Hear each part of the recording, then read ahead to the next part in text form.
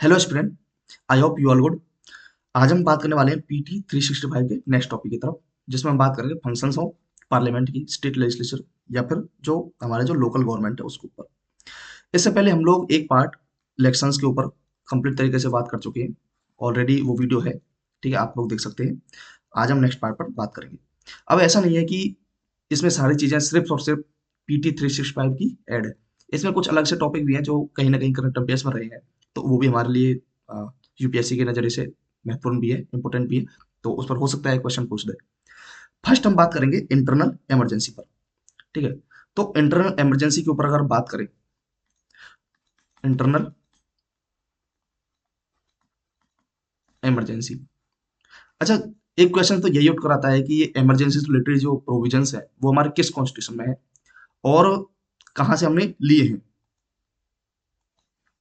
तो किस कॉन्स्टिट्यूशन से लिए हैं और ये हमारे इंडियन कॉन्स्टिट्यूशन में किस पार्ट में है। तो हमारे इंडियन कॉन्स्टिट्यूशन में ये पार्ट 18 में, और आर्टिकल से बात करूँ तो 352 से 360 के बीच में। अब यहीं पर ये हमने लिए कहाँ से, अगर मान के चलो इमरजेंसी का सोर्सेज क्या है जहां से हमने ये चीजें ली हैं। अगर मैं सोर्स की बात करूं तो सोर्स है हमारा, एक तो government of India act 1935, and next है क्या, वीमर कॉन्स्टिट्यूशन, वीमर कॉन्स्टिट्यूशन। और ये किस देश का है, ये है जर्मनी, ठीक है। अब ये चीज हो गई। उसके बाद अब देखो ये जो इंटरनल इमरजेंसी है हमारे कॉन्स्टिट्यूशन के अंदर, इमरजेंसी वर्ड किस बेसिस पे डिनोट किया गया है, वो नोट किया गया है हमारे कॉन्स्टिट्यूशन जो डिनोट किया वो है proclamation of emergency, proclamation of emergency. Okay, ये डिनोट करता है हमारी नेशनल इमरजेंसी को। प्रेसिडेंशियल रूल को नहीं डिफाइन कर रहा था और ना ही फाइनेंशियल इमरजेंसी को डिफाइन करता है, ये डिनोट करता है नेशनल इमरजेंसी को। ओके, अब देखो यहाँ पर हमारे तीन तरह की इमरजेंसीज वगैरह दी हुई है। अगर हम बात करूं फर्स्ट, सेकंड और थर्ड, तो फर्स्ट पर वार, सेकंड एक्सटर्नल अग्रेशन, और थर्ड, थर्ड क्या है, आर्म रिबेलियन।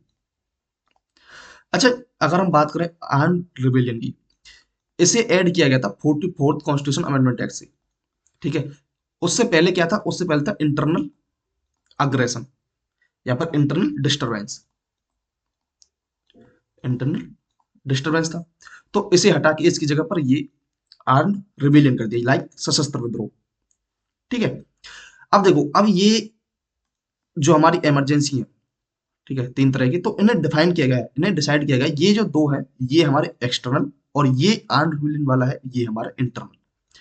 तो ये एक्सटर्नल इमरजेंसी और ये इंटरनल इमरजेंसी।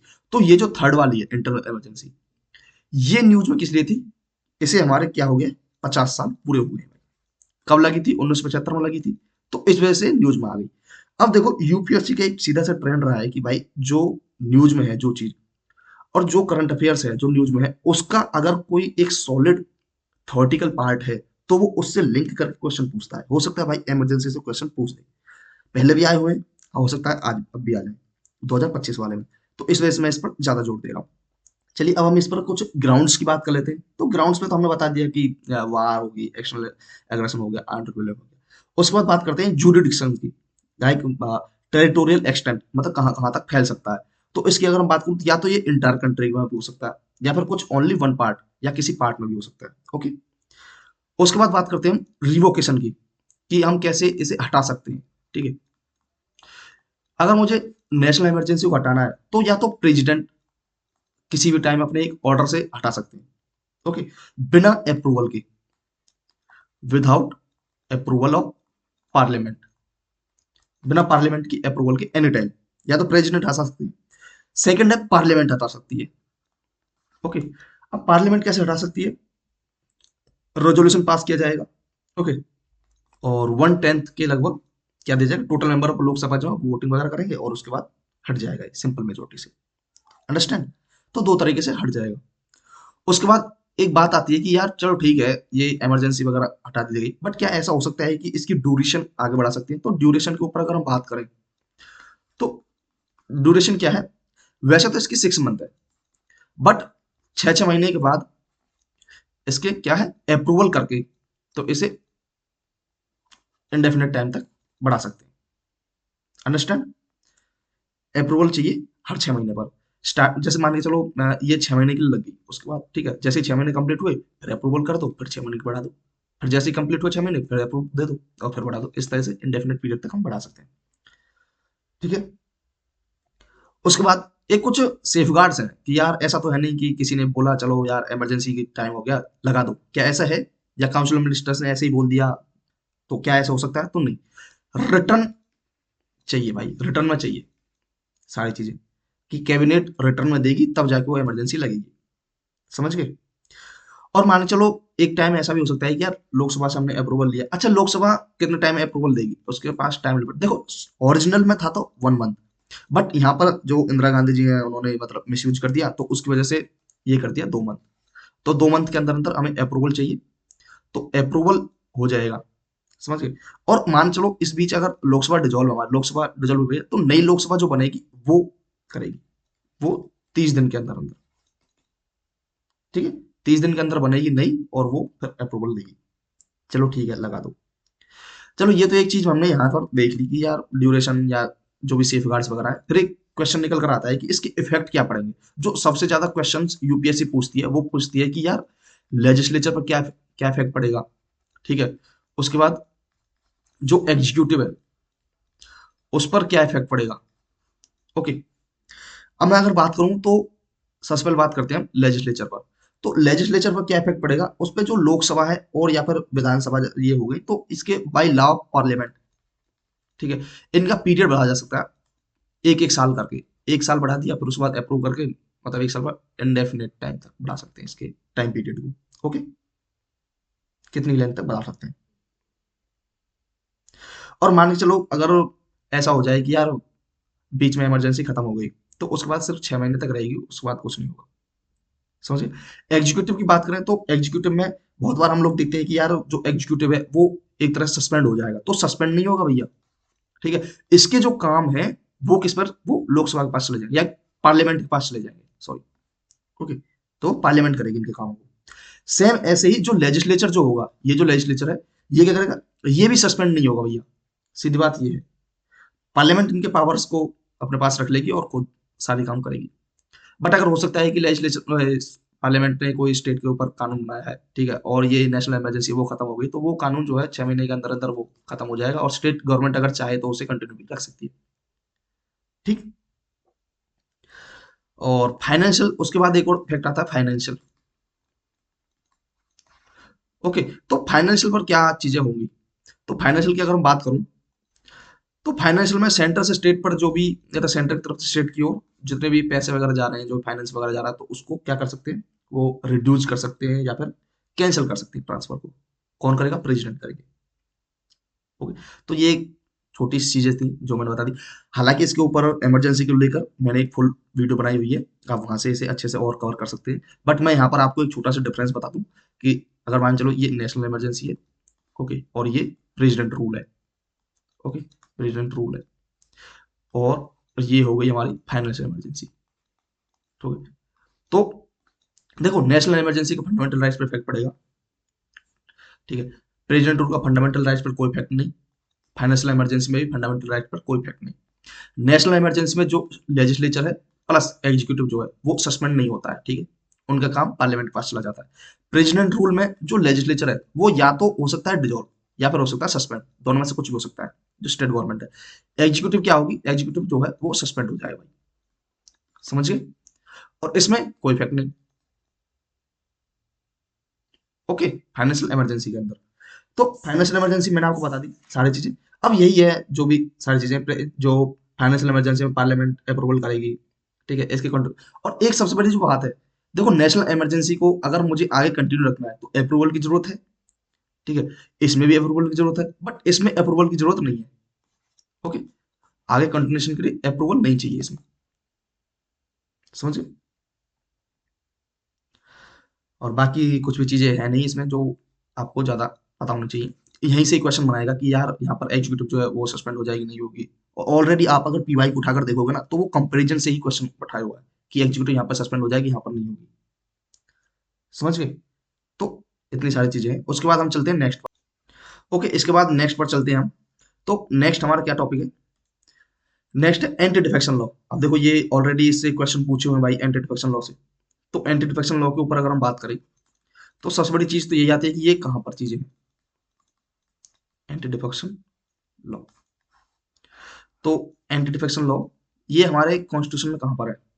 अच्छा देखो ये शेड्यूल 10 के अंदर है। आया कहां से था? 52nd कॉन्स्टिट्यूशन अमेंडमेंट एक्ट से। ओके, तो यहां से आया था। और इसमें फिर कुछ चीजें और हैं कि भैया ठीक है, 10वीं अनुसूची में ये हमें लिख दिया था 1985 के अंदर, ठीक है, 52वें कॉन्स्टिट्यूशन से ये ऐड कर दिया था। तो एंटी डिफेक्शन जो चीज है, अब क्या ये स्पीकर के ऊपर लगेगा, डिप्टी स्पीकर के ऊपर लगेगा, या फिर चेयरमैन के ऊपर लगेगा, या फिर डिप्टी चेयरमैन के ऊपर लगेगा? तो नहीं भैया, ये एंटी डिफेक्शन में नहीं आते। अंडरस्टैंड? फिर एक और चीज आती है जहां से यूपीएससी क्वेश्चन पूछता है कि क्या ये अंडर जुडिशियल रिव्यू है?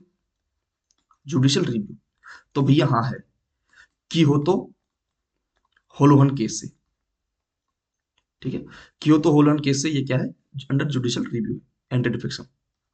अच्छा एंटी डिफेक्शन के ऊपर बनाता कौन है कि यार ये एंटी डिफेक्शन में, कि जो ठहराएगा कि यार एंटी डिफेक्ट हो चुके हैं, वो कौन फाइनल डिसीजन कौन देगा? वो देगा हमारा कौन, जो है प्रिसाइडिंग ऑफिसर, जो प्रिसाइडिंग ऑफिसर होगा। समझ गए? जो हमारे पीठासीन अधिकारी है, अब लाइक देखो स्पीकर वगैरह जो होते हैं तो वो देंगे। अब एक और चीज निकल कर आती है कि यार चलो ठीक है, जितनी भी हो गई, क्योंकि ये न्यूज में क्यों आया था? न्यूज में इसलिए आया था कि क्योंकि इसको लेकर एक रिट डाली गई है कोर्ट के अंदर, ठीक है, जिसे मतलब कैंसिल कर दिया था कोर्ट ने, सुप्रीम कोर्ट ने, उसको लेकर कि ये कॉन्स्टिट्यूशनल है या नहीं है, उस चीज को लेकर। इस वजह से ये न्यूज में था। हो सकता है क्वेश्चन पूछ दे भाई। तो अगर मान के चलो जो हम जो जितने भी मेंबर्स हैं जो एंटी डिफेक्टेड है, तो उसे हम अयोग्य घोषित कर रहे हैं या डिस्क्वालीफाई कर रहे हैं। अच्छा देखो कुछ चीजें हैं जो डिस्क्वाली, एक तो है डिस्क्वालिफिकेशन और एक है वैकेशन। ओके, ये दो चीजें हैं। वैकेशन से रिलेटेड हमारे प्रोविजंस 101 और ये 102 आर्टिकल में।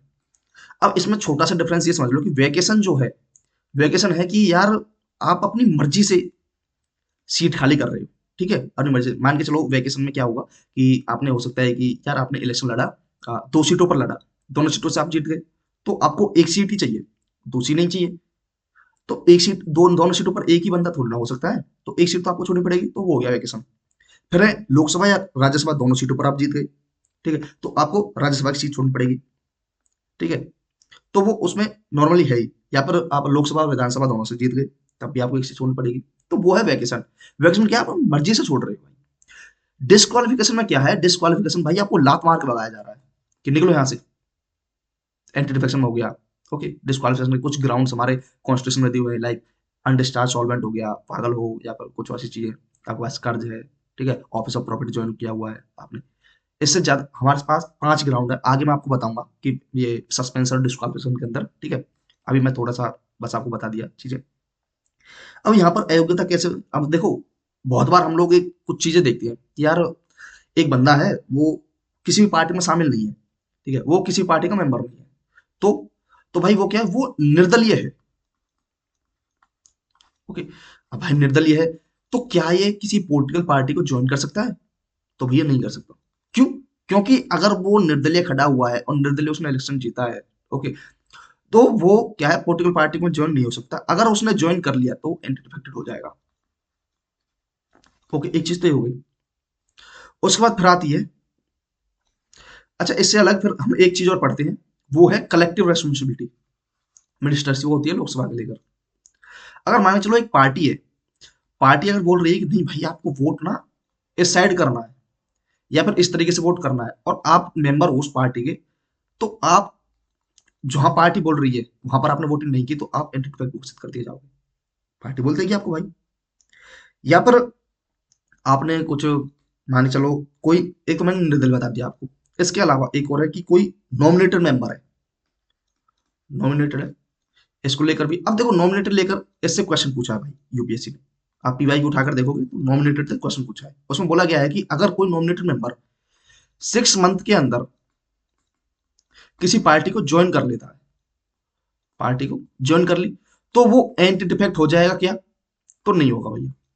अगर 6 महीने के बाद 6 महीने के बाद कर रहा है किसी पार्टी को ज्वाइन, तो वो एंटी डिफेक्ट हो जाएगा। तो हाँ भाई, अब देखो ये जो क्राइटेरिया है, अब इसमें वही यूपीएससी क्वेश्चन घुमाता है कि 6 महीने के अंदर, 6 महीने के बाद, और ये पूछा हुआ है क्वेश्चन भाई। ओके, तो याद रखना है। ओके, अब यहीं पर कुछ हमारे जुडिशियल रिव्यू की बात मैंने कर ली। मैंने एक तो केस बताया क्योतो होलोन का, क्योतो होलोन केस था। ओके, 1992 का। तो इसमें जुडिशियल रिव्यू हो सकता है भाई, बिल्कुल हो सकता है। फिर उसके बाद एक केस और है। अच्छा, एक क्वेश्चन ये निकल कर आता है कि यार जो हमारे स्पीकर हैं, चलो हमारे जो प्रिसाइडिंग ऑफिसर है, वो एंटी डिफेक्शन को लेकर अगर कोई निर्णय दे रहे हैं कि यार, तो उनके पास अगर कोई रिपोर्ट आई है कि यार इस बंदे को, इस जो प्रॉपर जो मेंबर है इस पार्टी का, तो इसे एंटी डिफेक्ट घोषित करो, तो वो कितने टाइम पीरियड में उसके ऊपर अपने निर्णय दे देंगे। तो अभी तक तो ऐसा कुछ था नहीं, बट एक केस है, एक मतलब कीसम कीसम मेघचंद्र, कीसम मेघचंद्र का केस है 2020 का। तो इसमें सुप्रीम कोर्ट ने क्या बोला है, इसमें सुप्रीम कोर्ट ने बोला है कि जो आपको निर्णय देना होगा प्रिसाइडिंग ऑफिसर को, ओके, अगर मान चलो आप किसी को डिस्क्वालीफाई कर रहे हो, तो वो जो हमारे प्रिसाइडिंग ऑफिसर, वो 3 महीने के अंदर भाई, 3 महीने के अंदर अंदर आपको अपना डिसीजन देना होगा। अंडरस्टैंड? तो ये निर्णय लिया जाना चाहिए। तो इतनी सारी चीजें यहाँ पर थी। हालांकि इसको लेकर, एंटी डिफेक्शन को लेकर, मैंने एक कंप्लीट वीडियो बनाया हुआ है, जिसमें जो पूरा का पूरा एंटी डिफेक्शन का लॉ है, उसमें 7 शेड्यूल्स वगैरह है। ओके, तो उसके ऊपर पूरा का पूरा लॉ मैंने बताया हुआ है, सारी चीजें क्या है, समझ गए। और इसके ऊपर एक और, ये हमारे क्योतो होलन केस हो गया, और उसके अलावा और भी कई सारी चीजें हैं जो मैंने बताई। तो आप वहां से वीडियो में उसको पिन कर दूंगा, तो आप लोग वहां से भी देख सकते हो। उसके बाद नेक्स्ट बात करते हैं हम लोग, नेक्स्ट टॉपिक हमारा प्रोपोर्शनल रिप्रेजेंटेशन। अच्छा देखो, प्रोपोर्शनल रिप्रेजेंटेशन को लेकर मैं कुछ चीजें आपको बता दूं। देखो यहाँ पर इसको लेकर एक रिपोर्ट आई थी, प्रोपोर्शनल रिप्रेजेंटेशन। ओके, तो प्रोपोर्शनल रिप्रेजेंटेशन में क्या चीजें होती हैं, अब इसमें देखो, क्योंकि लोकसभा और देखो दो चीजें होती है, फर्स्ट पास्ट दी पोस्ट सिस्टम, ये तो है हमारे इंडिया के अंदर। इसमें क्या है, हालांकि और भी कंट्रीज हैं जिसके अंदर ये है, लाइक यूएसए देख लो, कनाडा या यूके हो गया, तो इसमें है। इसमें क्या होता है कि जिस पार्टी के पास मेजोरिटी होती है अपनी भाई, तो वो क्या है, वो सरकार बना लेता है। अंडरस्टैंड? जबकि जो प्रोपोर्शनल रिप्रेजेंटेशन है, उसमें क्या होता है, उसमें ऐसा नहीं होता। उसमें भाई जो, लाइक अगर बात करें किसी दल को, अगर हमने किसी को वोट वगैरह दी है, तो उनके वोट शेयर के बेसिस पर उन्हें रिप्रेजेंटेशन दिया जाता है। भाई जितना उनका वोट शेयर है, कितना उसका वोट शेयर, उसके बेसिस पर जिसका वोट शेयर सबसे ज्यादा होगा उसे बनाया जाएगा भाई। अंडरस्टैंड? अब यहाँ पर जो हमारा फर्स्ट पार्टी पोस्ट सिस्टम, उसमें क्या है, उसमें जो वोटर्स हैं, लाइक अगर मैं वोट दे रहा हूँ, मैं वोटर हूँ, तो मैं किसको वोट दूंगा, फर्स्ट पार्टी पोस्ट सिस्टम में वो किसी पार्टी के मेंबर को वोट दूंगा, जो मान चलो कोई उम्मीदवार खड़ा हुआ है, ठीक है, वो इलेक्शन लड़ रहा है, तो मैं इस बंदे को वोट दूंगा। जबकि प्रोपोर्शनल रिप्रेजेंटेशन में क्या होगा, मैं पार्टी को वोट दूंगा भाई। अंडरस्टैंड? मेरी वोट किसको जाएगी, वो पूरे दल को जाएगी, वो जो पार्टी है उसको जाएगी। समझिए? प्रोपोर्शनल रिप्रेजेंटेशन के अंदर एक चीज तो ये हो गई। दूसरा हो गया कि जो निर्वाचन क्षेत्र है, लाइक जितना भी जो हमारा ये इलेक्टोरेट सेक्टर है, जहां से कॉन्स्टिट्यूंसी है जो, तो वहां से एक बंदा खड़ा होगा, उसका चुनाव किया जाएगा। और जबकि फर्स्ट पार्ट, ये प्रोपोर्शनल रिप्रेजेंटेशन में, इसमें क्या है, इसमें एक से अधिक हो सकते हैं, वन या फिर इससे ज्यादा। समझ गए? अब मैंने आपको कंट्रीज वगैरह तो इसका तो बता दिया कि ये यार कहाँ पर है, यूएसए हो गया, कनाडा हो गया, इंडिया हो गया, यूके है। और बट यहाँ पर आप देखोगे, यहाँ पर है इजराइल, इजराइल हो गया, नीदरलैंड हो गया। समझ गए? यही सारी चीजें हैं, इसमें ज्यादा कुछ तो है नहीं। हालांकि इसको लेकर प्रोपोर्शनल रिप्रेजेंटेशन पॉपुलेशन के बेसिस पर कुछ चीजें हैं कि लाइक हमारे यहाँ पर देखो, तो इसको लेकर एक रिपोर्ट भी आई हुई है कि जो साउथ इंडियन स्टेट्स हैं, वो बार बार बोलते हैं कि यार पॉपुलेशन के बेसिस पर रिप्रेजेंटेशन मत करो, पॉपुलेशन बेसिस पर रिप्रेजेंटेशन मत करो, क्योंकि आप खुद सोचो, साउथ इंडियन स्टेट जो अपने पॉपुलेशन को कंट्रोल कर रहे हैं, और साथ में अपना मतलब क्वालिटी वगैरह को बढ़ा रहे हैं। समझ गए? और भी कई सारे इनोवेशंस वगैरह डेवलपमेंट कर रहे हैं। वहीं नॉर्थ इंडिया की पॉपुलेशन बहुत ज़्यादा है, तो as compare to South India उनका जो रिप्रेजेंटेशन है पॉपुलेशन के बेसिस पर, चाहे वो राज्यसभा में हो चाहे वो कहीं भी हो, वहाँ पर उनका ज़्यादा है और इनका रिप्रेजेंटेशन कम हो रहा है। तो एक आंकड़े भी दिए थे रिपोर्ट जो आई थी उसमें, कि इनका जो रिप्रेजेंटेशन है, इनके जो उम्मीदवार है उनकी पॉपुलेशन बढ़ गई है और इनकी घट गई है। समझ गए? तो ये चीज़ें सेम ऐसे ही साउथ इंडियन स्टेट अपना अच्छा डेवलपमेंट करे तो इनको जो सेंटर से मनी वगैरह दी जाती है और ग्रांट्स वगैरह जो दिए जाते हैं स्टेट को, वो भी कम मिलते हैं, नॉर्थ इंडियन स्टेट्स को ज़्यादा मिलते हैं। तो इस वजह से भी थोड़ी कुछ चीज़ें हैं। ये हो गया प्रोपोर्शनल रिप्रेजेंटेशन।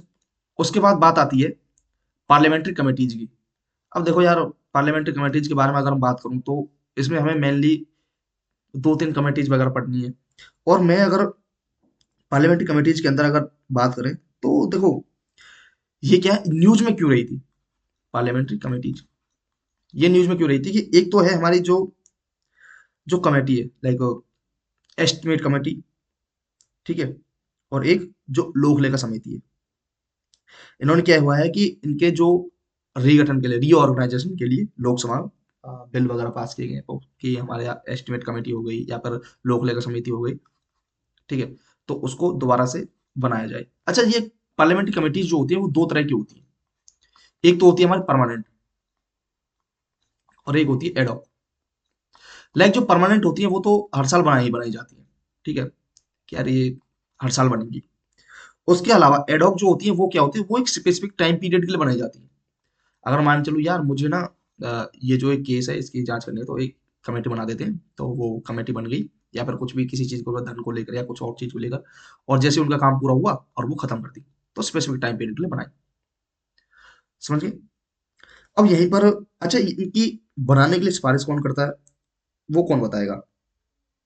ये अपनी रिपोर्ट्स वगैरह जो है वो किसको देती है, वो अध्यक्ष को, या फिर सदन जो पार्लियामेंट है उसके अध्यक्ष जो हेड जो है स्पीकर वगैरह, तो उनको अपनी रिपोर्ट्स वगैरह देती है, तो वही बताते हैं, वही बोलते हैं कि ऐसी रिपोर्ट्स बना, ये क्या है, कमेटी बनानी है। समझ गए? अब इसमें ज्यादा कुछ चीज है नहीं, मैं जिस पर बात करना चाह रहा हूँ। अब देखो, ये लोक लेखा समिति है, थोड़ा इसके मेंबर्स के ऊपर, क्योंकि मेंबर्स से क्वेश्चन पूछा हुआ है पहले ही कमेटीज को लेकर। अच्छा, कमेटी जो है, जो मान चलो एक कैबिनेट कमेटी की मैंने बात की, तो वो एक्स्ट्रा कॉन्स्टिट्यूशनल कमेटी है। समझे? अब देखो, मान चलो ये मैं बात कर रहा हूँ लोक लेखा समिति की।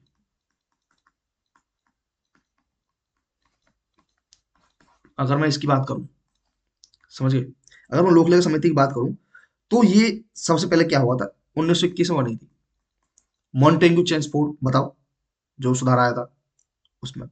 और इसमें मेंबर कितने होते हैं, मेंबर होते हैं इसके 22, और 22 में से भी 15 लोकसभा और 7 राज्यसभा से। तो ये चीज आपको पता होना चाहिए कितने मेंबर्स है, इस मेंबर्स को लेकर क्वेश्चन बनाया हुआ है भाई पहले ही। समझिए? काम इसका है जो मतलब भारत सरकार की जितना भी रेवेन्यू है या फिर जो ऑडिट्स वगैरह उसकी जांच करना, उसका परीक्षण करना। उसके बाद एस्टिमेट कमेटी जो हो गई, उसमें कितने मेंबर्स होते हैं, उसमें 30 है, और 30 के 30 मेंबर्स लोकसभा के होते हैं। तो भाई ये चीज आपको याद रखनी है कि एस्टिमेट कमेटी में पूरे पूरे कंप्लीट 30 मेंबर लोकसभा से होते हैं भाई, अदर मेंबर्स नहीं होते। उसके बाद एक कमेटी जहां से क्वेश्चन भाई घुमाया जा सकता है बड़े आराम से। अच्छा, मैं आपको एक स्टेटमेंट बताता हूँ, in a cabinet committee only cabinet minister can be a member of this. Is this statement right और रॉन्ग? मैं बात कर रहा हूँ कैबिनेट कमेटी की, कैबिनेट कमेटी की बात कर रहा हूँ। अच्छा, मैंने एक स्टेटमेंट बोली थी, आप उसको बताओ कि क्या ये रॉन्ग है या राइट है। ठीक है, वीडियो पॉज करके भी आप बता सकते हो कि in a cabinet committee only a cabinet minister can be member of this. क्या कैबिनेट कमेटी के अंदर सिर्फ जो कोई कैबिनेट में कैबिनेट मिनिस्टर जो होता है वही इसका मेंबर बन सकता है? तो भैया नहीं, ये सरासर रॉन्ग है। तो यहीं पर, अब देखो मान के चलो अब हम एस्पिरेंट है, तो हमारा माइंड, स्टेट ऑफ माइंड क्या कहता है कि यार मैंने देखा कि कैबिनेट कमेटी नाम लिखा हुआ है, तो हो सकता है कि जो कैबिनेट मिनिस्टर्स हैं वही इसके मेंबर होंगे, और कोई थोड़े ना होंगे, क्योंकि ये कैबिनेट कमेटी है, तो कैबिनेट कमेटी में तो कैबिनेट मिनिस्टर होंगे। बट भाई जो अदर मिनिस्टर्स जो हैं, अदर मिनिस्टर्स जो हैं वो भी इसके मेंबर बन सकते हैं। ठीक है, तो ये चीज आपको याद रखनी है कि कैबिनेट कमेटी के अदर मिनिस्टर जो हैं वो भी मेंबर बन सकते हैं। ओके, ये तो मैंने बता दिया कि एक्स्ट्रा कॉन्स्टिट्यूशनल होती है। समझ गए? उसके बाद नेक्स्ट टॉपिक, ये कैबिनेट कमेटी का इतना ही है। मेनली जो क्वेश्चन बनेगा मेरे हिसाब से, एक तो ये मेंबर्स वाला, क्योंकि ये आपको चीज याद रखनी है भाई, ये 30 मेंबर, क्योंकि ये औरों में तो और जितनी भी कमेटीज हैं, किसमें लोकसभा से कुछ होते हैं, राज्यसभा से कुछ होते हैं, ठीक है, और यहाँ से ये आपको याद रखनी है, और ये कैबिनेट कमेटी वाली। उसके बाद नेक्स्ट नेक्स्ट टॉपिक है, नेक्स्ट टॉपिक के ऊपर बात करते हैं, वो है हमारा क्या, ओथ ऑफ पार्लियामेंट्री मेंबर्स। अच्छा देखो, ओथ के ऊपर अगर बात करें, जब भी हम बात करते हैं यार ओथ शपथ की, अच्छा देखो, वैसे तो ये कहाँ पर मेंशन है, थर्ड शेड्यूल के अंदर मेंशन है। ठीक है, ये चीजें हमारे थर्ड शेड्यूल में मेंशन है। तो थर्ड शेड्यूल में तो ये शपथ के लेंगे, और उसमें भी क्या है कि true faith, true faith allegiance to the constitution of India. Okay, ये शपथ तो लेंगे, बट क्या इसके अलावा और भी कोई शपथ है? हाँ बिल्कुल है भाई, oath of secrecy, oath of secrecy, जो ये पीएम वगैरह हो गए प्लस जो मिनिस्टर्स हैं वो लेंगे, क्योंकि जो भी काम कर रहे हैं वो सीक्रेट होना चाहिए ना, मेन चीज तो ये। तो बिल्कुल, अब बात, अब देखो ये तो हम लोगों ने पढ़ ली, अब बात निकल कर आती है जो यूपीएससी क्वेश्चन घुमाता है। अब यूपीएससी बोलेगा कि यार थर्ड शेड्यूल के अंदर हमारे प्रेसिडेंट की ओथ भी है, प्रेसिडेंट का नाम भी लिखा हुआ है, वाइस प्रेसिडेंट का भी है और गवर्नर का भी है, क्या स्टेटमेंट सही है? तो नहीं भैया, थर्ड शेड्यूल के अंदर हमारे प्रेसिडेंट, वाइस प्रेसिडेंट और जो गवर्नर, इनकी शपथ शामिल नहीं है। क्यों? क्योंकि भाई हमारे प्रेसिडेंट की शपथ जो है वो हमारे ऑलरेडी आर्टिकल 60 के अंदर है, वाइस प्रेसिडेंट की शपथ किसमें है? आर्टिकल 69 में है, और गवर्नर की शपथ किसमें है? आर्टिकल 159 में है। ओके, तो इसके लिए तो अलग से प्रोविजंस दिए हुए हैं ना कॉन्स्टिट्यूशन में, तो वो यहाँ पर थर्ड शेड्यूल में शामिल नहीं है, और वो यहीं से क्वेश्चन घुमाएगा एग्जामिनर के, थर्ड शेड्यूल के अंदर इनकी शपथ भी है, इनके बारे में बोला गया। अब देखो प्रेसिडेंट वही अपने, like I will faithfully executive office of president, मतलब समझ रहे हो, I will faithfully execute the office of president, preserve protect defend the constitution and the law, I will devote myself to the service well being of people in India. वही सारी चीजें सबकी रहेंगी, governor की भी है, governor state के लिए आ जाएंगे, वो इंडिया के लिए है, गवर्नर स्टेट का करेंगे, तो वो सारी चीजें। अच्छा एक क्वेश्चन और निकलता है कि, मैं चलो हमने गवर्नर का बता तो दिया ठीक है, बट हमने एक प्रोविजन देखा था कि यार जो गवर्नर जो है ना वो क्या है कि, हमारे कॉन्स्टिट्यूशन के अंदर ये भी चीजें हैं, सेवन अमेंडमेंट से हमने ये चीजें की थी 1956 में, कि एक गवर्नर जो है वो एक से अधिक स्टेट्स का गवर्नर रह सकता है, ठीक है मान लिया, हो सकता है, बिल्कुल हो सकता है। अब मान के चलो गवर्नर जो है, एक ही गवर्नर है, ये तीन स्टेट्स की गवर्नर है, मतलब तीन स्टेट्स हैं छोटी छोटी, उनको एक ही गवर्नर संभाल रहा है। अब बात आती है शपथ की, अब भाई जो शपथ है वो कैसे, अब राज्यपाल जो है तीनों स्टेट्स में, क्या वो तीनों स्टेट से लेंगे शपथ? तो बिल्कुल हाँ भाई, 3 बार शपथ लेनी है भाई गवर्नर को, गवर्नर लेंगे 3 बार शपथ, अगर वो 3 स्टेट्स के हैं और 2 स्टेट्स के हैं 2 बार शपथ लेंगे, और दिलाएगा कौन? चीफ जस्टिस ऑफ स्टेट, वो दिलाएंगे, या फिर नेक्स्ट सीनियर मोस्ट जज होंगे हाई कोर्ट के, वो दिलाएंगे। समझ गए? तो ये एक चीज आपको याद रखनी है, क्योंकि बहुत बार हम लोग समझ लेते हैं कि यार हमारा जो गवर्नर है, अब यार शपथ ही तो लेनी है, शपथ ले ली ठीक है, एक स्टेट में ले ली, बात खत्म, बट 3 बार लेनी पड़ेगी भाई, 3 स्टेट्स के हैं और 2 स्टेट्स के हैं, 2 बार लेनी पड़ेगी। समझ गए? तो ये थोड़ा ओथ से सवाल था। उसके बाद, उसके बाद फिर आता नेक्स्ट, नेक्स्ट हमारे कंजुगल राइट्स। अच्छा देखो, अब देखो ये कंजुगल राइट्स, फिर सपेंडा मैरिज, ये सस्पेंशन डिस्क्वालिफिकेशन। अच्छा देखो, मैं कंजुगल राइट्स के ऊपर आपको कुछ चीजें बता देता हूँ। अच्छा हमारे जो कंजुगल राइट्स हैं, ये क्या हमारे कॉन्स्टिट्यूशन में है? कंजुगल राइट्स, ये चीज सबसे बड़ी चीज तो ये आती है, ये है क्या कंजुगल राइट्स? ठीक है, हो सकता है भाई पूछ दे। देखो इसको लेकर क्या हम लोग बहुत बार क्या देखते हैं कि, आपने सुना होगा कि आ, ये देखा होगा मैरिटल रेप, एक वर्ड सुना होगा, बहुत बार हम न्यूज़पेपर में देखते हैं, मैरिटल रेप। आपने देखा होगा कि यार जो मान चलो कल को मेरे मेरे ऊपर केस ले लो, मैं मेरी शादी हो गई ठीक है, मैं वाइफ से बोल रहा हूँ कि यार इंटीमेट होने के लिए बोल रहा हूँ, बट वो मना कर रही है कि नहीं अभी मेरा मन नहीं है, कुछ भी जो भी है, मैंने जबरदस्ती की उसके साथ। ओके, तो वो क्या हुआ, वो मैरिटल रेप हुआ। अब मान चलो वो, अगर मान चलो वो अगर कोर्ट वगैरह में गई या कहीं भी, तो मैं बोल दूंगा ये तो मेरा कंजुगल राइट्स है ना यार, ऐसे कैसे? कंजुगल राइट्स क्या है? ये है rights after marriage, rights after marriage. अब मान चलो मेरी किसी लड़की से शादी हुई, तो हम दोनों को जो राइट्स मिले हैं ना वो है कंजुगल राइट्स, क्योंकि हस्बैंड और वाइफ सेक्सुअल इमोशनल या फिर इकोनॉमिक राइट्स, मतलब दोनों को ही, या फिर कंपनी इमोशनल कंपनी है वो ईच अदर, मतलब एक दूसरे की सहायता या फिर जो भी चीजें हैं एक दूसरे को सपोर्ट करना, वो सारी चीजें हमारे कंजुगल राइट्स में। अब मान चलो कोई हस्बैंड है या वाइफ है, each of them after marriage remove conjugal rights, conjugal rights को रिमूव करने की बात करते हैं, ठीक है, बिना किसी स्ट्रॉन्ग रीजन के। मान चलो मैं बोलता हूँ तो यार मुझे ये कंजुगल राइट्स नहीं चाहिए, मैं नहीं कर रहा है, तो रीजन क्या है, रीजन बताना पड़ेगा भाई। और मान चलो वुमेन चली गई, मेरी वाइफ चली गई इनके लिए हटाने के लिए, तो मैं इसको रिजर्व करने के लिए, प्रिजर्व करने के लिए, रिस्टोर करने के लिए भी जा सकता हूँ कि भाई मेरे जो कंजुगल राइट्स हैं वो, ये हमारे मेरी जो वाइफ है वो उसे हटाने की बात करें, मुझे रिस्टोर चाहिए, मुझे चाहिए।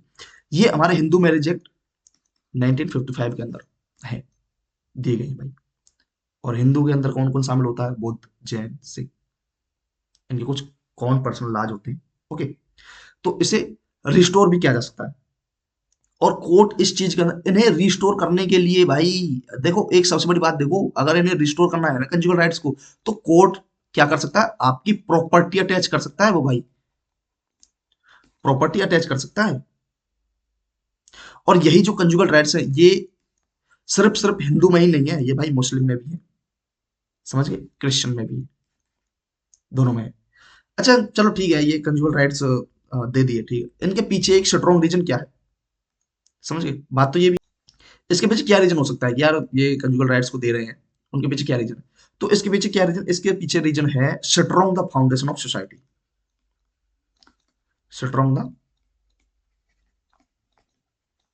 फाउंडेशन ऑफ सोसाइटी,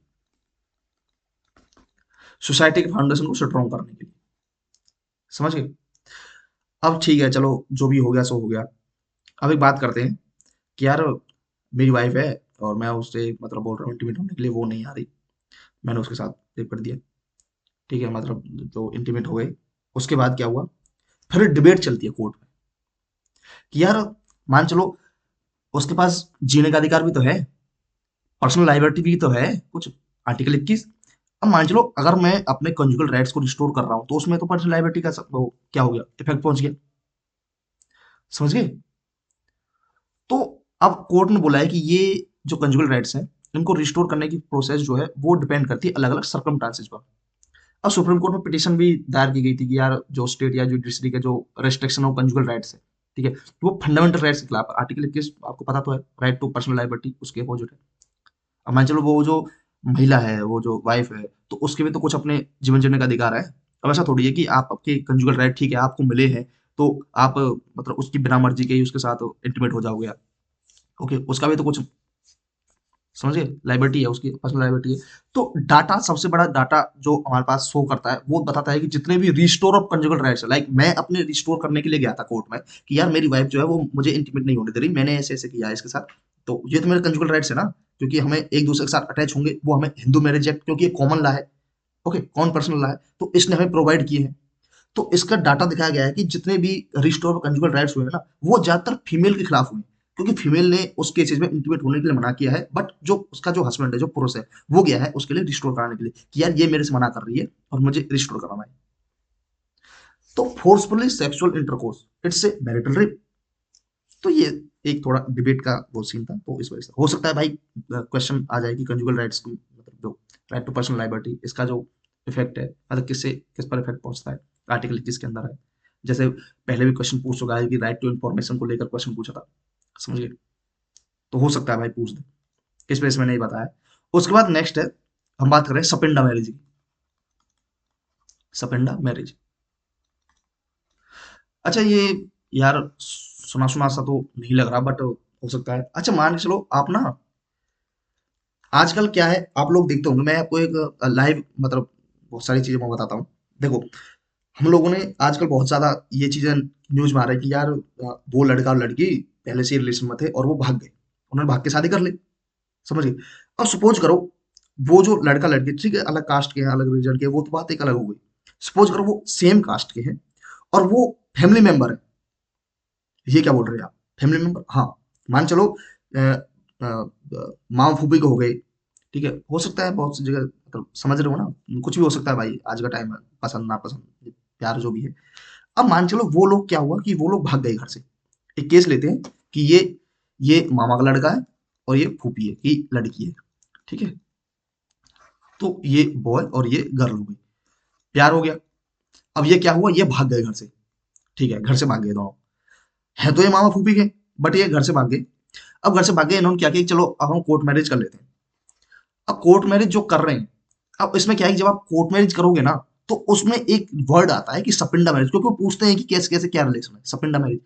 तो सपिंडा मैरिज का मतलब ही यही है कि आप, अब जो हिंदू मैरिज एक्ट है उसके कॉमन पर्सनल लॉज के अंदर ये चीज लिखी हुई है कि जो माँ बाप के वो भाई बहन है, भाई बहन आपस में शादी नहीं कर सकते। ये चीजें हैं, समझ गए नहीं समझे? तो भाई बहन जो है वो शादी नहीं कर सकते। अब देखो इसके बारे में जो सपिंडा मैरिज है, इसको क्या कोई चीज डिफाइन भी करती है, क्या ये चीजें कहीं पर मिली हुई है?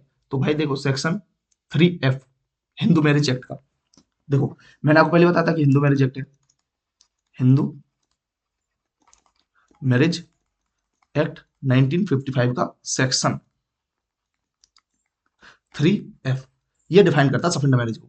अच्छा, सपिंडा मैरिज इसके अलावा मिताक्षरा, जो हम मतलब मिताक्षरा दाय भाग हो गई, सोच करो जो एंशियंट बुक्स हैं, ठीक है, वो भी बताती हैं।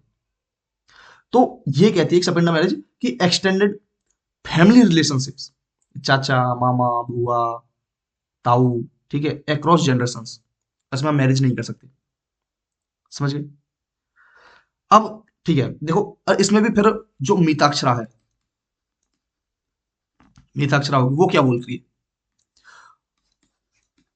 ये ये क्या बोल रही है, ये बोल रही है लिंक्ड बाई, और कुछ बंदे हैं वो linked by same body particles,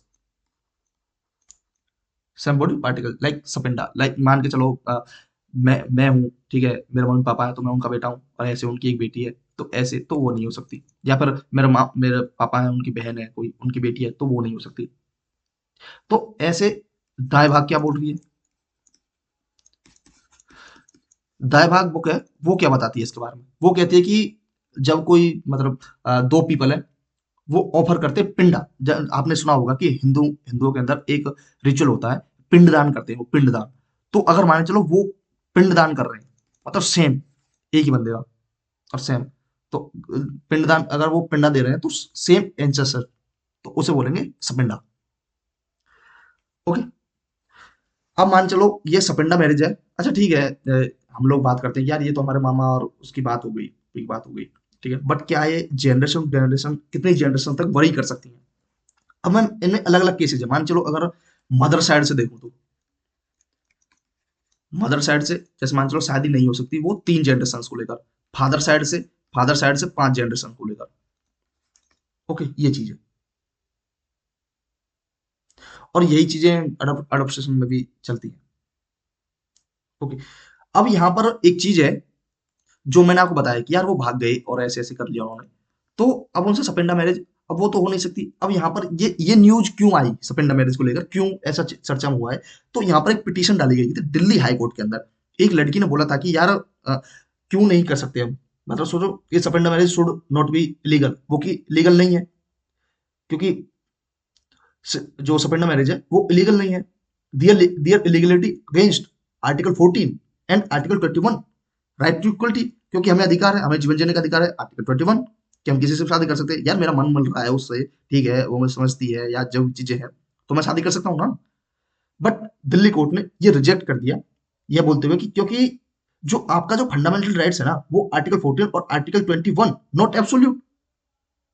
okay, क्योंकि आप लोगों ने जब फंडामेंटल राइट्स पढ़े हैं तो हमारा जो आर्टिकल 14 हो गया और आर्टिकल 21, ये हमारे नॉट एब्सोल्यूट, क्योंकि हमारे फंडामेंटल राइट्स के अंदर सिर्फ दो आर्टिकल, आर्टिकल 17 और आर्टिकल 24, यही एब्सोल्यूट है। ठीक है, इनके ऊपर रीजनेबल रेस्ट्रिक्शन नहीं लगेगा। अगर ये नॉट एब्सोल्यूट है तो इनके ऊपर रीजनेबल रेस्ट्रिक्शन लग सकता है, बिल्कुल लग सकता है। अंडरस्टैंड? तो the law of Hindu marriage is based on customs, और हमारा जो हिंदू लॉ है, वो जो हिंदू मैरिज एक्ट है, मैंने बताया था आपको हिंदू मैरिज एक्ट के अंदर ये चीज दी हुई है 1955 में, तो वो हमारे कस्टम्स पर बना हुआ है। कस्टम्स हो गए या फिर रिचुअल्स ट्रेडिशंस जो है उनके ऊपर है भाई। ठीक है, तो ये जो राइट है ये तो इनके ऊपर रीजनल रेस्ट्रिक्शन लगा सकते हैं। तो इस तरह से शादी अलाउड नहीं है, नहीं कर सकते। सेम ऐसे ही हरिहर प्रसाद वर्सेज वाल्मीकि प्रसाद का केस था 1934 का, नहीं 1974 का एक केस है। मैं आपको केस दिखाता हूँ, वो है क्या है, हरिहर प्रसाद वर्सेज वाल्मीकि प्रसाद केस 1974। इसमें एक चीज बोली गई है, देखो आप ना सपेंडा मैरिज कर सकते हो, ठीक है, एक सपेंडा मैरिज कर सकती हो। उसमें क्या है, इसमें ये चीज, एक सपेंडा मैरिज नहीं, मतलब सपेंडा मैरिज आप कर सकते हो, उसमें कुछ चीज दी हुई है, कुछ मानते हो इस केस में जो ये हरिहर प्रसाद का केस है, वाल्मीकि प्रसाद केस 1974 का, इसमें कुछ चीज बोली हुई थी। इसमें बोली हुई थी आप सिर्फ उन केसेस में कर सकते हो अगर एक ही परिवार में शादी करना आपका पुरानी प्रथा है। अब देखो मैं आपको एक प्रथा के हिसाब से बता रहा हूँ, जैसे देखो मुस्लिम्स में आप देख रहे हो, ठीक है, मुस्लिम आप देख रहे हो कि माँ फूफी कैसे कर लेते हैं शादी, ठीक है, वही सेम चीज माँ फूफी के हमारे हिंदुओं में तो वो भाई बहन हो गए, बट मुस्लिमों में क्या है, माँ फूफी कैसे शादी कर लेते हैं कि उसके मामा की लड़की से कर लिया, अपने चाचा की लड़की से कर लिया, ऐसे वो सिर्फ अपनी ही खुद की बहन छोड़ते हैं, बाकी किसी से भी कर सकते हैं, ठीक है। तो यही चीज यहाँ पर बोली गई है इस केस में कि अगर एक ही परिवार में शादी करना अगर आपकी पुरानी प्रथा शुरुआत से ही चली जा रही है, तो वो आप कर सकते हो। उसके लिए भी आपको प्रूफ देना होगा भैया, प्रूफ। और वो प्रूफ जो है वो वैलिड होना चाहिए। ऐसा नहीं है कि कहीं से भी उठा के आपने कोई डॉक्यूमेंट दिखा देगा, ये देखो हमारे तो बहुत ऐसे ऐसे चले आ रहे हैं, ऐसा है वैसा है, तो वो नहीं माना जाएगा भाई, वैलिड प्रूफ होना चाहिए, तब आप ये कर सकते हो। समझ गए? अच्छा, यहाँ पर कुछ कंट्रीज है जहाँ पर ये बैन है, यूएसए में बैन है, ठीक है, कुछ कंट्रीज है जहाँ पर ये अलाउड है, suppose marriage like Belgium, France, Portugal, यहाँ पर अलाउड है, यूएसए में बैन है भाई। अंडरस्टैंड? तो ये चीज मैंने आपको बता दी। और इसमें एक चीज और है कि जो हिंदू मैरिज एक्ट है, इसका सेक्शन, हिंदू मैरिज एक्ट का सेक्शन 5 वी, ये क्या बोलता है, ये बोल रहा है कि not allowed in sapinda marriage, sapinda marriage allowed नहीं है। और इसका सेक्शन 18 बी ये बोल रहा है कि अगर ये पनिशेबल ऑफेंस है, अगर आप भाई बहन में शादी कर रहे हो, ठीक है, 1 महीने की जेल और 1,000 रुपए फाइन हो सकता है, या फिर दोनों हो सकती है, ठीक है, पनिशेबल है भाई, ये पनिशेबल ऑफेंस है, ये भी बोला हुआ है हिंदू मैरिज एक्ट के अंदर। समझ गए? तो ये एक सपेंडा मैरिज के ऊपर मैंने, जो आजकल ये भाग जाते हैं ऐसे कर लेते हैं, तो वो मतलब एक रियल केस ही हुआ है, तो उस वजह से मैं आपको बता रहा हूँ, ठीक है। तो उससे पूछा गया था वकील से, जब मैं लव मैरिज वो मतलब कोर्ट मैरिज में, तो वकील ने बोला था कि सपेंडा मैरिज कुछ ऐसी चीजें होती हैं। ओके, तो ये सपेंडा मैरिज मैंने आपको बता दी। उसके बाद नेक्स्ट आते हैं सस्पेंशन, डिस्क्वालिफिकेशन और पार्डनिंग पावर। अच्छा, सबसे पहले हम सस्पेंशन और डिस्क्वालिफिकेशन देखते हैं। अच्छा, हम लोग बहुत बार, ये हो गया हमारा सस्पेंशन वर्सेस डिस्क्वालिफिकेशन, ठीक है।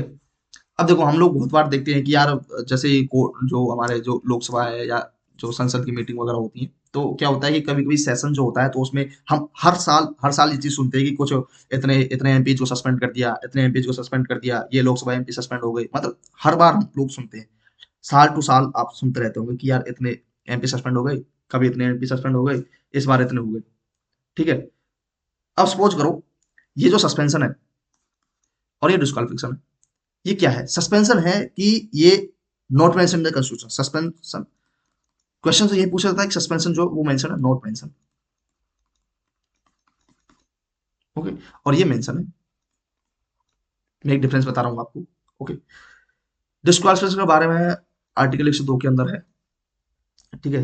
अब इसका मतलब क्या है सस्पेंशन? अब मान चलो यार, मैंने तो देखा था कि पिछले साल 4 एमपी थे, 12 राज्यसभा एमपी थे, वो उन्हें सस्पेंड कर दिया गया था, तो क्या उनकी जो सीट है वो परमानेंट खाली हो गई? नहीं, सीट जो उनकी है वो परमानेंट खाली नहीं हुई भाई, कुछ टाइम के लिए वो सस्पेंड हो गए, लाइक एक सेशन के लिए हो सकते हैं, 1 महीने के लिए हो सकते हैं, कुछ दिन के लिए हो सकते हैं, कि आपको सस्पेंड किया जाता है, ओके।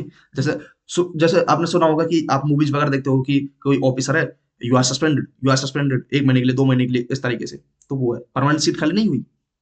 डिस्क्वालिफिकेशन क्या है, इसमें परमानेंट सीट खाली होगी, परमानेंट सीट खाली है। अब डिस्क्वालिफिकेशन के कुछ ग्राउंड्स वगैरह दिए हुए हैं हमारे कॉन्स्टिट्यूशन के अंदर। अच्छा, ग्राउंड्स वगैरह में क्या है, एक तो है ऑफिस ऑफ प्रॉफिट। आपने बहुत बार सुना होगा कि ऑफिस ऑफ प्रॉफिट, आप जब भी इंडियन पॉलिटी पढ़ते हो तो उसमें देखते हो कि यार, जो अगर आप इलेक्शंस वगैरह लड़ रहे हो, तो आपको, अगर आप कोई किसी गवर्नमेंट जॉब में हो, तो आपको उससे रिजाइन देना पड़ेगा, तो ऑफिस ऑफ प्रॉफिट हो गया। दूसरा है अनसाउंड माइंड हो गया, लाइक पागल जो कोर्ट ने वगैरह आपने बता दिया है। थर्ड है law made by representation of people set के थ्रू, कोई लॉ बनाया गया है उसमें। उसके बाद है एंटी डिफेक्शन, एंटी डिफेक्शन, और उसके बाद फिफ्थ है अनडिस्चार्ज इंस्टॉलमेंट, ओके। अगर पास कोई कर्जा वगैरह है, तो वो, तो ये कुछ ग्राउंड्स है, ठीक है, ये 5, ये आपको याद रखने हैं। इन पांचों के अलावा अगर कोई और ग्राउंड दिया है, तो वो हमारे कॉन्स्टिट्यूशन में नहीं है, वो हमारे रिप्रेजेंटेशन ऑफ पीपल्स एक्ट के अंडर में दिया हुआ है। बाकी इससे ज्यादा ब्रॉड क्राइटेरिया हमारे रिप्रेजेंटेशन ऑफ पीपल्स एक्ट 1951 के अंदर दिया हुआ है कि डिस्क्वालिफिकेशन को लेकर कैसी चीजों को हम लोग कर सकते हैं। रिप्रेजेंटेशन ऑफ पीपल्स एक्ट के अंदर तो इतना भी है कि दहेज वगैरह लेते हैं तो उसको ऊपर भी मतलब डिस्क्वालीफाई कर सकते हैं, ऐसा भी कुछ चीजें हैं। अंडरस्टैंड? तो ये हमारा सस्पेंशन और डिस्क्वालिफिकेशन को लेकर था, जो मुझे बताना था कि बहुत बार सस्पेंशन पावर, अच्छा सस्पेंशन पावर होती किसके पास है? जो होती है प्रिसाइडिंग ऑफिसर्स के पास। समझ गए? तो ये प्रिसाइडिंग ऑफिसर के पास होगी। ये हो गया हमारा सस्पेंशन डिस्क्वालिफिकेशन। और उसके बाद नेक्स्ट आता है हमारा किसका? पार्डन पावर का। ये चीज और है जो हमें पता होनी चाहिए, पार्डन पावर भाई। चलो ये पार्डन पावर और कंप्लीट कर लेते हैं। पार्डनिंग पावर, अच्छा पार्डनिंग पावर मेनली है क्या? अच्छा हम बहुत बार सुनते हैं कि यार ये pardoning power, pardoning power, pardoning power, ये है क्या है भाई? माइंड बताता होगा कि यार ये पार्डनिंग पावर है क्या। अब देखो पार्डनिंग पावर में क्षमादान शक्तियां किसकी? प्रेसिडेंट जी की और गवर्नर की। अच्छा पार्डनिंग पावर्स हमारी मेंशन कहाँ है? अगर मैं बात करूं तो पार्डनिंग पावर हमारी 72 में है और 161 में है। 72 प्रेसिडेंट और 161 हमारे गवर्नर से। ओके। अच्छा देखो पार्डनिंग पावर, मैं एक बात करता हूँ कि मान चलो क्षमादान के लिए अपने हमारे सुप्रीम कोर्ट है, सुप्रीम कोर्ट ने प्रेसिडेंट के पास जैसे मतलब किसी भी सरकमस्टांसेस में कोई बाधा डेथ पेनल्टी हो गई या उसमें भी माफी के लिए, क्षमादान शक्तियों के लिए प्रेसिडेंट के पास ऑर्डर दिया। प्रेसिडेंट क्या करेंगे? प्रेसिडेंट उसे मिनिस्टर के पास, मिनिस्ट्री ऑफ होम अफेयर्स के पास भेज देंगे। मिनिस्ट्री ऑफ होम अफेयर्स किसके पास भेजेगी? स्टेट गवर्नमेंट के पास। स्टेट गवर्नमेंट रिपोर्ट बना के अपनी रिपोर्ट किसको भेजेगी? मिनिस्ट्री ऑफ होम अफेयर्स के पास। मिनिस्ट्री ऑफ होम अफेयर्स किसके पास भेजेगी? वापस प्रेसिडेंट जी के पास। अब मान चलो ये जो, अब मेरा एक क्वेश्चन ये है कि जो प्रेसिडेंट जी ने जो रिपोर्ट भेजी ना, मतलब रिपोर्ट के लिए मांगा, जो चीज भेजी आप उन्होंने, जो मिनिस्ट्री ऑफ होम अफेयर्स है, तो मिनिस्ट्री ऑफ होम अफेयर्स ने जो स्टेट की रिपोर्ट प्रेसिडेंट जी के पास भेजी, तो क्या वो रिपोर्ट के लिए प्रेसिडेंट जी को मानना अनिवार्य है, बाइंडिंग है? या या या प्रेसिडेंट एक बार उस पर सस्पेंसिव वीटो यूज कर सकते हैं? मेरा क्वेश्चन ये है। ठीक है, तो इसका आंसर ये है कि प्रेसिडेंट जो है वो एक बार उसे पुनर्विचार के लिए भेज सकते हैं भाई। जो सस्पेंसिव वीटो लगाते हैं, ठीक है, एक बार ये यहां से देखो, ये प्रेसिडेंट जो है उसे, प्रेसिडेंट जो है वो उसे एक बार सस्पेंसिव वीटो यूज कर सकते हैं। सस्पेंसिव वीटो वन टाइम, फिर दोबारा से वही रिपोर्ट अगर प्रेसिडेंट जी के पास भेज दी जाए तो प्रेसिडेंट क्या है? बाइंडिंग है भाई, कि हाँ ठीक है ऐसा होगा। समझ गए? अब यहाँ पर कुछ चीजें जो अपने को पता होना चाहिए यार, देखो इतना ही कुछ है उसमें कि पार्डन है, पार्डन पूरी तरह से क्षमा कर दिया, ठीक है। उसके बाद कॉम्पिटिशन है। कॉम्पिटिशन में क्या होगा? अच्छा इसमें कुछ गड़बड़ होती है बहुत बार कि जो टाइप ऑफ पनिशमेंट, पनिशमेंट का जो टाइप है, टाइप प्रकृति जो है वो कम हो गई है। समझ गए? उसका टाइप कम हुआ है, लेंथ वही रहेगी। समझ गए? और रेमिशन, रेमिशन में, रेमिशन में क्या है? रेमिशन में टाइम चेंज है, टाइम कम कर दिया, बट टाइप वही रहेगा। समझ गए? ये आपको याद रखना है दोनों में। कॉम्पिटिशन में टाइप कम है और टाइम वही रहेगा, और इसमें टाइम कम है, टाइप वही रहेगा। समझ गए? ओके। तो जैसे लाइफ टाइम इम्प्रिजनमेंट को जो टाइप है वो उसे 5 साल 10 साल कड़ी सजा ऐसे कर देते हैं। उसके बाद रेस्पाइट है। रेस्पाइट में क्या होगा? रेस्पाइट में है कुछ स्पेसिफिक सर्कमस्टांसेस हो गए तो उसमें उनकी सजा वगैरह माफ कर दी जाएगी, ठीक है, कुछ टाइम पीरियड के लिए। लाइक प्रेग्नेंट लेडी है, जैसे आपने एक मूवी देखी होगी जो शाहरुख खान की मूवी आई थी जिसमें क्या नाम थी, मैं मूवी का नाम भूल गया। तो उसमें जब उसकी माँ जो जेल में होती है, ठीक है, दीपिका पादुकोण, तो और जब उन्हें फांसी लगा रहे होते हैं तो वो प्रेग्नेंट होती है, वो बेहोश हो जाती है, तो उन्हें जब कोर्ट से ऑर्डर आता है कि यार उनकी जो फांसी की सजा वो एक्सपेंड, मतलब एक्सटेंड कर दी जाती है, ठीक है, जब तक उनका बच्चा बड़ा नहीं हो जाता या हो नहीं जाता, उसके बाद उन्हें फांसी की सजा लगाई जाती है। समझे? देखी होगी मूवी। ओके। तो और ऐसे ही रीप्राइम, रीप्राइम में स्टे कर दिया भाई, बिल्कुल मतलब कि अभी नहीं हो रही, जब होगी देखी जाएगी। स्टे कर दिया, स्टे ऑर्डर दे दिया कि फांसी पर स्टे हो। समझ गए? तो चलो ठीक है, इतना ये सारी चीजें हो गई, पार्डनिंग पावर, कुछ अलग से बहुत सारी चीजें मैंने आपको बताई थी। ओके। तो इतना ही है आज के लिए। तो मिलते हैं हम अपने नेक्स्ट वीडियो में। अगर आपको वीडियो अच्छी लगे, कंटेंट अगर पसंद आया तो आप लोग वीडियो को जरूर शेयर करें इधर उधर, और लाइक सब्सक्राइब जरूर करें। मिलते हैं हम अपने नेक्स्ट वीडियो में। आज के लिए इतना ही। Thank you, thanks for watching.